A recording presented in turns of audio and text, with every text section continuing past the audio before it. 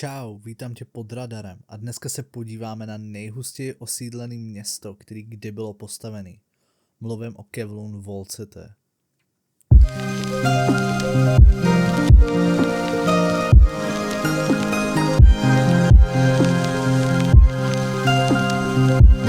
Abychom vůbec pochopili, jak nějaký taký město vůbec mohlo vzniknout, musíme se nejdřív podívat na jeho historii. Původně byl Kowloon čínskou vojenskou pevností, ale v klasickém britském stylu se ho prostě musela nějak zmocnit. Čína však měla na oblast furt oficiální nárok, ale ani jedna strana o něj ve skutečnosti nejevila žádný zájem. Během druhé světové války navíc Japonci pevnost z velké části zničili a když válka skončila, Čína už nikdy neprosadila svoji kontrolu. A britská vláda ji prostě jednoduše odignorovala.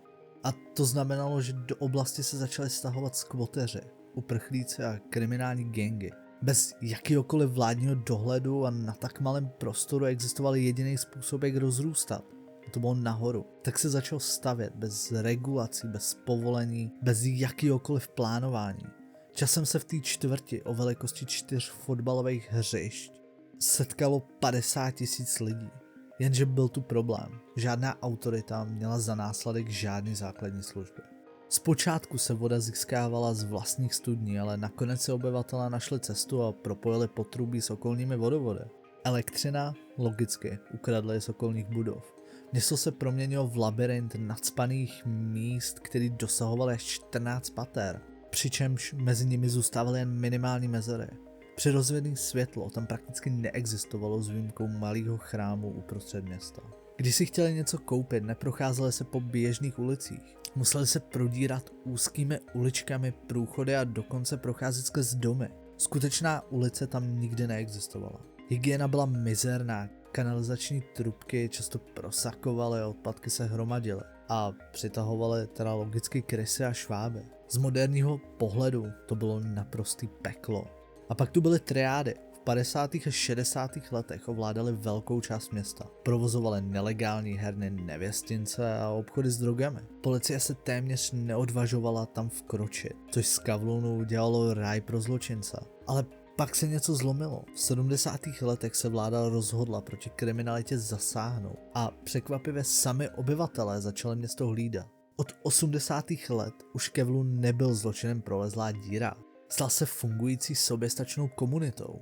Navzdory otřesným podmínkám to v Kowloonu žilo. Fungovali zde nelegální zubaři, učitelé, lékaři a dokonce i malý továrny. Školy a kostely existovaly pouze neoficiálně a děti si hrály povětšinou přímo na střechách budov.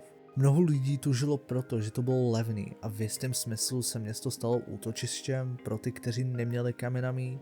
Zatímco zvenčí se Kowloon jevil jako dystopická noční můra, mnoho obyvatel cítilo silný pouto k tomu městu. Ale pak přišel rok 1993. Hongkongská vláda, která se připravovala na předání města Číně, se rozhodla, že Kowloon musí zmizet. Tvrdili, že je nehygienický a nebezpečný, ale ruku na srdce, mít v srdci velkoměsta nekontrolovatelně rostoucí slum byl hlavně právní a politický průser. Obyvatelé byli vystěhováni s tím, že dostali finanční kompenzaci. Někteří protestovali, protože jim přišla příliš nízká, ale do roku 92 většina z nich odešla. Kvůli tomu, jak všechny budovy byly na sobě závislí, muselo být město rozebráno kus po kusu. V dubnu roku 1994 Kowloon navždy zmizel. A co ho nahradilo? Park. Klidná upravená zahrada, která ukazuje ostrý kontrast mezi tím, co tam kdysi stálo. Ale zbourání Kowloonu nebylo důvodem k oslavě. Nic moc to vlastně jakoby nevyřešilo. Lidi v Hongkongu furt žijí v otřesných podmínkách. Přímo mluvím o cage homes a coffin homes. Jediný, co demolice udělala, bylo to, že problém rozptýlila po celém městě, takže aspoň nejde vidět. Walled City bylo trnem v oku, připomínka nerovnosti, která skončila jako vzpomínka. Lidé si dnes Kowloon pamatujou jako ten přelidněný a chaotický slum, ale bylo to vlastně mnohem víc. Byl to takový symbol, postavený lidmi pro lidi. Abychom pochopili, co to jako fakt znamenalo, musíme úplně zapomenout na všechny pravidla, které máme o tom, jak má město fungovat.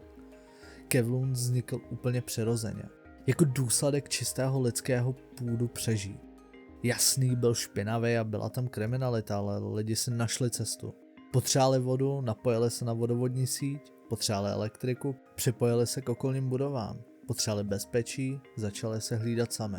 To město nebylo jen chaos, byl to téměř dokonalý odraz lidské vynalézavosti. Obyvatelé byli závislí jeden na druhém, stejně jako budovy, které se o sebe doslova opíraly. Byl to soběstačný systém, prakticky nechtěný experiment, který navzdory všemu fungoval. A přesto dnes lidi jeho zničení oslavují. Nevidí, co bylo ztracený. Kevlun nebyl jen slam, byl to důkazem, že když vláda selže, lidi si dokážou vytvořit vlastní systém. Byl to útěk před vnějším světem, před očekáváním, před kontrolou. Jeho odstraněním nezničili jen město, vymazali silný symbol lidské schopnosti přežít navzdory všemu.